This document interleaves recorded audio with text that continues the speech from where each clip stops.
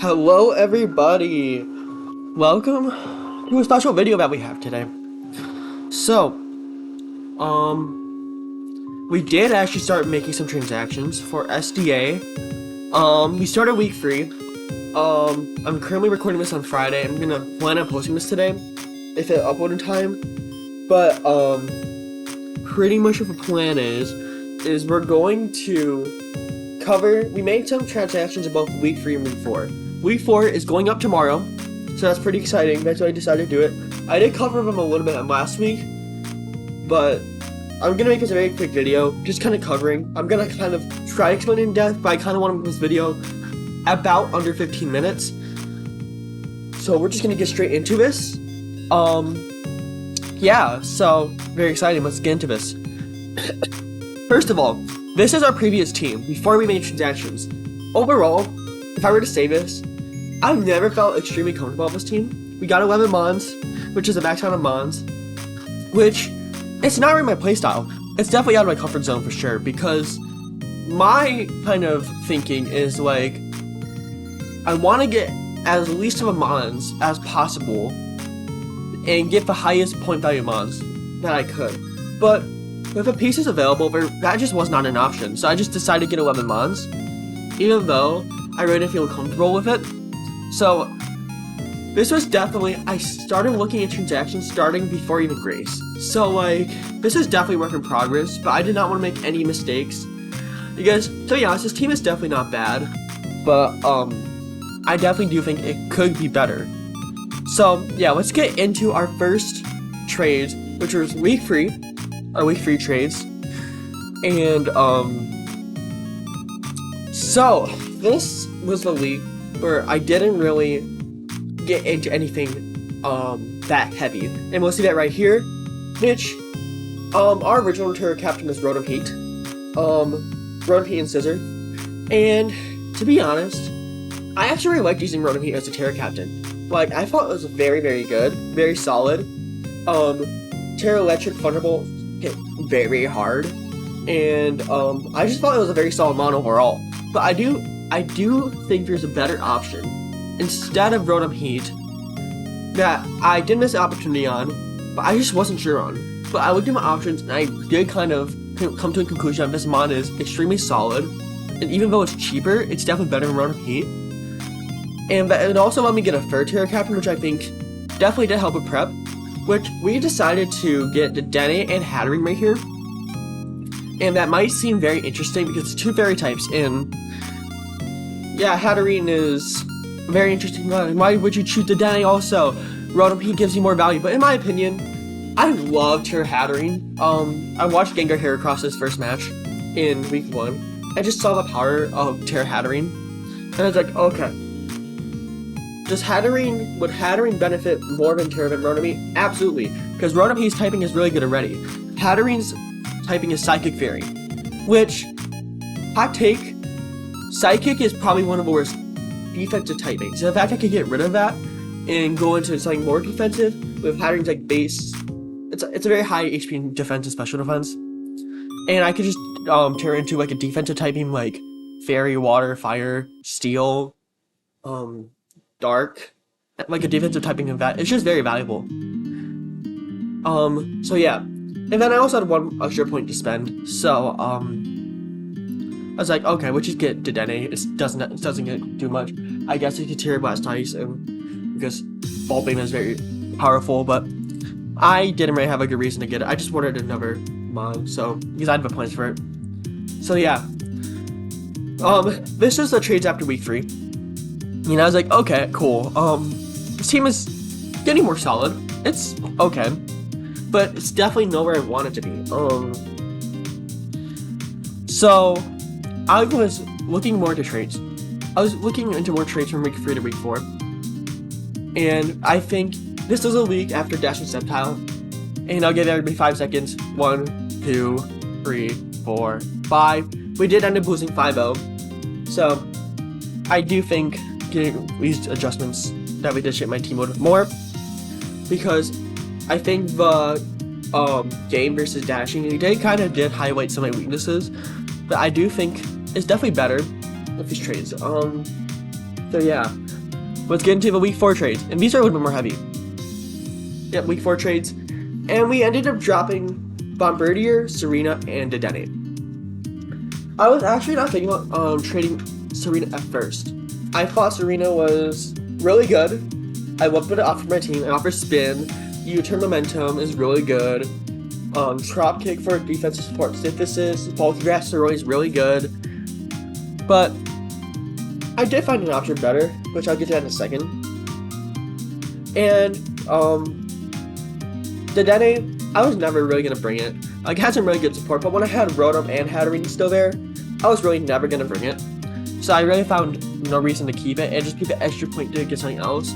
And Bombardier, I was actually really sad to drop this mon, if I'm being completely honest, because Bombardier is just like, week 1 it popped off against Scary, and I wanted to try to fit it in some other teams, but I just couldn't, because even though it's a dark type,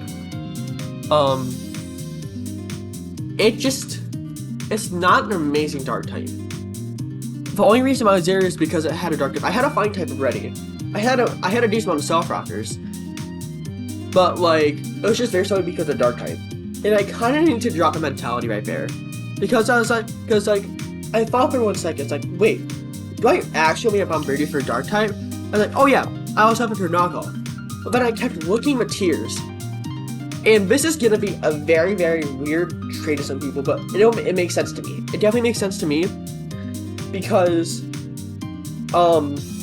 Dedenne was my tier captain here, and I just dropped Dedenne as a whole. And I saw a 4-point grass type that was amazing in my opinion with Terra.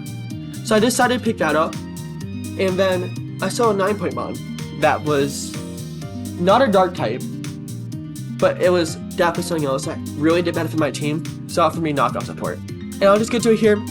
We ended up picking up Terra Go-Go and Tinkatinks. People might be very confused about Tinkatinks here, because it gives me another steel, it gives me another fairy. You're like, why would you ever pick up Tinkatinks? Because to be honest, even though we do get rid of dark type, and let me make this clear, I did try making a dark type of my team. I did a lot of fury crafting. I was thinking about getting Crocodile instead of Clodsire, that didn't work. Maybe getting Refine instead of Dunsparce, and then getting Crocodile, and then getting something else. I was like, no, that just was not worth it. Clodsire to Dunsparce is such a good defensive core. It makes a lot of teams prep, so I did not want to get rid of that. So I thought this was the next best thing, because even though we get rid of dark type, we get very powerful dark stab and knockoff, and that's something I really want on my team, because I think my team is very, very fat. It's very bulky, so I think it would be really valuable to get a really reliable knockoff one, and Bombardier just did not pull it off for me. Like, it was just not good. Like, it was decent, but like, Tinkatinks and knockoff, it's really good because it's just a really good defensive wall, and it takes a lot of pressure off of Scissor and Hatterene. The reason I say that is because Scissor and Hatterene are my Terra captains. Like, so yeah, like, they're really good as Terra captains. So I might be hesitant 1 week to get rid of Scissor Steel type or get rid of Hatterene Fury type, but Tinkatinks helps with both of those because it's a Steel and Fury type. It takes pressure off, and it also gives me like the defensive tools as a Fairy as Steel type. It gives me Stealth Rocks, it gives me Encore, it gives me Knockout, it gives me Thunder Wave, Mold Breaker to break for Magic Down stuff. It's also just a really good comfort pick for me. Like, it's definitely, I've used this mon in draft about like 2 or 3 times. One of my favorite draft mons by far in Gen 9, just because it's definitely one of the mons that fits my playstyle very well. And that's the reason why I decided to pick it up, because like, even though we lose a dark type, I think we gain more, and we lose a health fixer. We lose a Rapid Spin mon, we lose a dark type. And then, what else do we lose?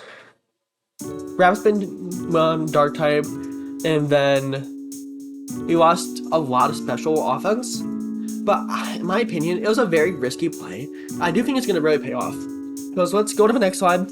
And this is our final team after week 4. Unless I see a very good mon getting dropped, this is pretty much my final team for the rest of the season, which I find extremely interesting.